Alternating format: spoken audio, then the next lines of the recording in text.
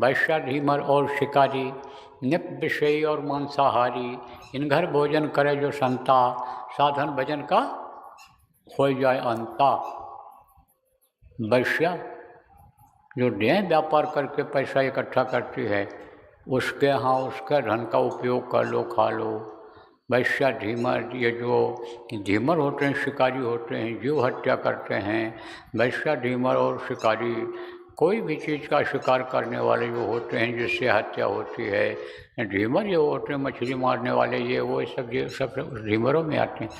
नृप, नृप माने क्या होता है? राजा। राजा का धन भी बहुत अच्छा नहीं होता है। अभी अगर अनाउंस हो जाए कि अनुदान मिल रहा है, सरकार बांट रही है, तो दौड़ पड़ोगे, देखोगे नहीं कि कांटे चुभ जाएंगे कि पत्थर है ठोकर लग जाएगा।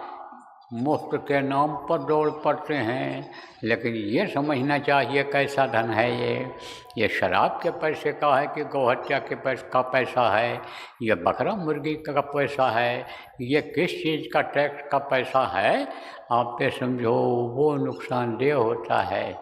इसीलिए कहा गया अपनी मेहनत की कमाई पर भरोसा करना चाहिए, दूसरे के का खाने से बचना चाहिए, क्योंकि आपको तो ये मालूम नहीं हो पाता है कि किसका कैसा धन है। आप तो बस ऑर्डर करते जाते हो, जिम्मेदार लोग, कि ये कर दो, वो कर दो, वो कर दो, ऐसा कर दो, वैसा कर दो। और यह भाव में, भक्ति में, प्रेम में लोग कर डालते हैं। कार्यक्रमों में अनर्गल खर्चा जो होता है कर डालते हो, गलती करते हो। जो थोड़े से काम में काम चल जाए तो उसमें ज़्यादा खर्चा नहीं करना चाहिए। तो अब आप इस बात को समझो प्रेमियों, कि जो कीमत नहीं लगाता है धन की, लक्ष्मी की कदर नहीं करता है, उनके लिए कमी हो जाती है, फिर वही लक्ष्मी नाराज़ हो जाती हैं, तो उनके पास फिर नहीं आती हैं कि हमारा दुरुपयोग हुआ, हमारे काम, हमारा इस्तेमाल सही जगह पर नहीं हुआ।